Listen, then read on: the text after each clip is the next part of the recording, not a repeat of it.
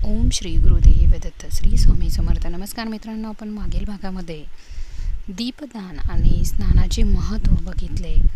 आज आपण 13व्या अध्यायामध्ये बघणार आहोत की लक्ष्मी माता श्री विष्णूंना म्हणाली की मला अशा अजून काही कथा सांगा ज्याच्यामुळे मलमासाचे महत्त्व हे अधिक समजेल किंवा अधिक मासाचे महत्त्व अधिक चांगल्या प्रकारे आम्हाला समजून सांगा. तेव्हा अधिक महिन्यात ज्यांनी दीप लावले त्यांचे फळ त्यांना काय मिळाले, दीप माळवला तर त्याचे काय परिणाम होता ते कृपया मला सांगा. त्यावर विष्णू लक्ष्मीला म्हणतात, मथुरा नगरीत फार पूर्वी शाकली शाखेचा विप्र वास्तव्यास होता.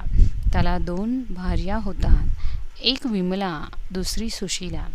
त्यांचा संसार व्यवस्थित चाललेला असताना तो प्रचंड धार्मिक होता. पुढे अधिक मास आला. सुशीला यमुना नदीवर पाणी भरण्यासाठी गेली. त्यावेळी मथुरावासी तिथे स्नानासाठी जमले होते. सुशीला पाणी घेऊन घरी आली आणि तिने आपल्या पती राजाला विचारले, आज कितीतरी मथुरवासी यमुना नदीवर स्नानास आले होते, ते का आले काही समजले नाही. तेव्हा तिचा पती तिला म्हणाला की अगं, अधिक मास नाही का? अधिक मासात स्नान करण्याचे महत्त्व हे फार मोठे असते, कारण या महिन्यात सूर्याची गती मोजली जात नाही. स्नानाबरोबर श्रीकृष्णाच्या मूर्तीपुढे दिवा तेवत ठेवला जातो.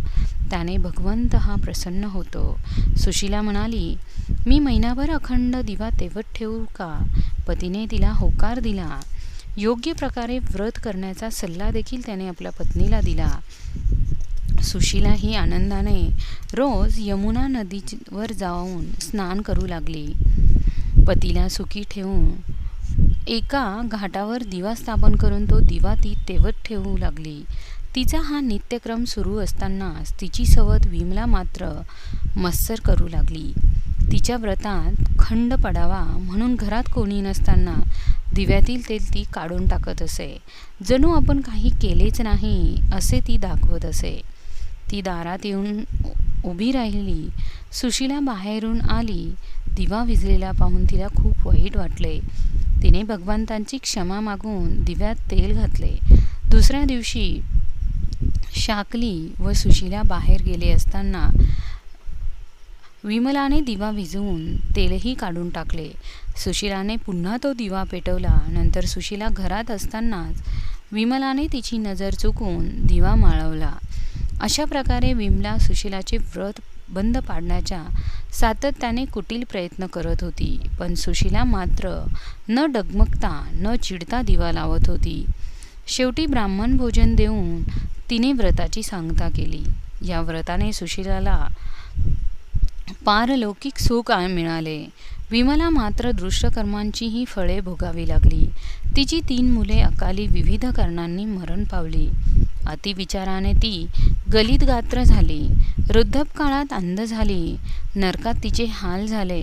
नंतर डुक्कर, कोल्हा, वटवाघूळ, पाल अशा योनीतून तिला फिरावे लागले. सुशीला मात्र पतिसुख भोगून वैकुंठात गेली.